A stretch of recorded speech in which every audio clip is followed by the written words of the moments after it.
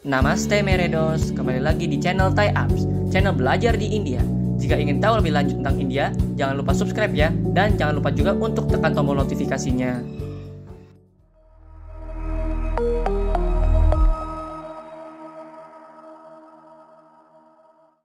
Namaste Meredos.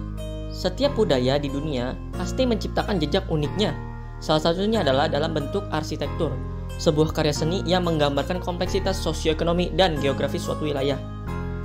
India memiliki warisan seni dan arsitektur yang luar biasa, mencerminkan keragaman budaya dan sejarahnya yang sangat kaya. Setiap bentuk arsitektur dan seni mencerminkan pengaruh budaya dan agama yang berbeda-beda di berbagai periode sejarah India. Arsitektur India adalah salah satu yang paling beragam dan kaya di dunia, yang perkembangannya terjadi selama kurang lebih 2000 tahun loh. Sebagian besar ditujukan sebagai bangunan religius. Bangunan-bangunan awal menampilkan kuil-kuil Buddha dan Hindu yang dibuat dari kayu dan selanjutnya dengan batu bata. Dalam perkembangannya, kita akan melihat secara detail perubahan arsitektur India pada periode-periode tertentu dari contoh-contoh arsitektur dengan membaginya ke dalam kategori-kategori yang mencerminkan perubahan signifikan dalam desain dan gaya arsitektural. Pertama ada arsitektura kuno, peradaban lembah Indus contohnya.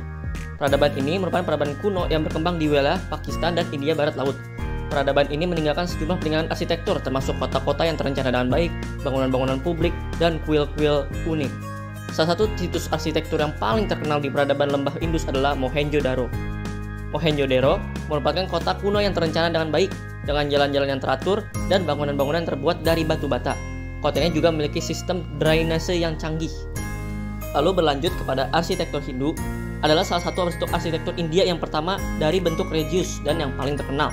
Ini ditandai dengan penggunaan shikhara, menara piramida yang menjulang tinggi dan ornamen yang rumit. Beberapa contoh arsitektur Hindu yang paling terkenal termasuk Candi Khajuraho di Madhya Pradesh yang terkenal dengan patung-patungnya. Lalu ada Candi Brihadeswara di Tanjavur yang merupakan salah satu kuil Hindu terbesar di dunia. Lalu ada contoh kuil-kuil seperti kuil-kuil Surya di Konark dan kuil Vishwawant di Varanasi, merupakan contoh penting dari periode ini. Berikutnya ada arsitektur Buddha. Arsitektur Buddha juga merupakan bentuk arsitektur India yang penting. Gaya ini dipengaruhi oleh agama Buddha, filsafat Buddha, dan budaya Buddha. Arsitektur Buddha memiliki ciri khas yang unik. Ini ditandai dengan penggunaan stupa, struktur berkubah yang digunakan untuk menyimpan relik Buddha. Beberapa contoh arsitektur Buddha yang paling terkenal termasuk stupa Sanchi atau Sanchi Stupa di Madhya Pradesh, salah satu stupa Buddha yang paling awal dan kini masih ada. Lalu ada kuil Mahabodhi di Bodh Gaya, India, tempat Buddha mencapai pencerahan. Lalu ada Gua Ajanta di Maharashtra, India, yang berisi lukisan dan relief Buddha yang indah. Melanjuti kepada periode baru yaitu periode arsitektur Islam. Arsitektur Islam mulai berkembang di India pada abad ke-11, ditandai dengan penggunaan lengkungan kubah dan pola geometris. Beberapa contoh arsitektur Islam yang terkenal di India termasuk salah satunya adalah Taj Mahal di Agra, yang dianggap sebagai salah satu bangunan paling indah di dunia. Lalu ada juga Benteng Merah di Delhi, yang merupakan benteng megah yang dibangun oleh kerajaan Mughal. Lalu ada Kutub Minar di Delhi, menara batu bata yang paling tinggi di India. Memasuki periode kolonial, arsitektur kolonial di India mencakup berbagai gaya arsitektur yang dibawa oleh bangsa-bangsa Eropa, terutama Britania Raya selama periode penjajahan.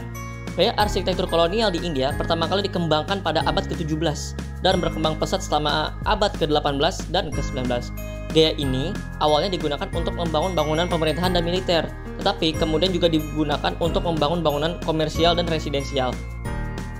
Arsitektur kolonial di India mencerminkan adaptasi dan perpaduan antara gaya arsitektur Eropa dengan elemen-elemen lokal, menciptakan warisan arsitektur yang baru dengan tambahan esensi gaya budaya barat.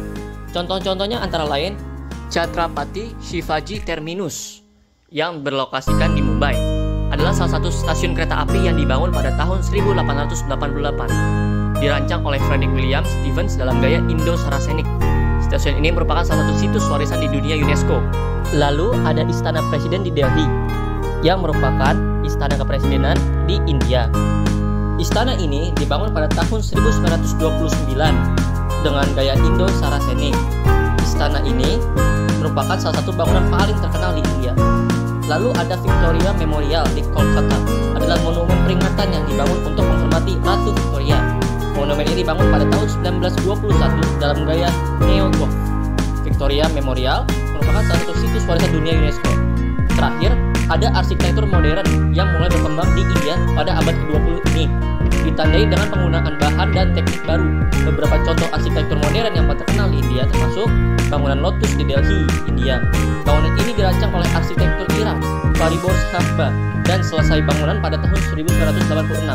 Bangunan ini berbentuk seperti bunga teratai yang sedang mekar dan menjadi salah satu landmark di Delhi, sekaligus lokasi wisata yang populer di negara ini.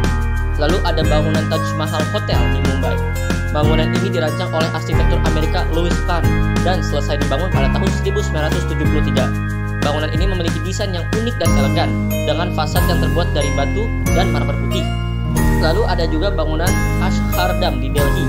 Bangunan ini dirancang oleh arsitek India Ram V. Sutar yang selesai dibangun pada tahun 2005. Bangunan ini merupakan tempat ibadah bagi agama Hindu dan memiliki desain yang unik dan megah. Pada saat ini, perkembangan arsitektur di India terus masih berkembang, terutama arsitektur modern. Banyak arsitek India yang berkarya di luar negeri dan memenangkan penghargaan internasional. Hal ini menunjukkan bahwa arsitektur India telah menjadi salah satu kekuatan penting dalam dunia arsitektur global. Sekian video pada kali ini. Bila ada pertanyaan lebih lanjut, bisa silahkan tinggalkan di kolom komentar ya. KB Alvedana Kenna Firmilengge.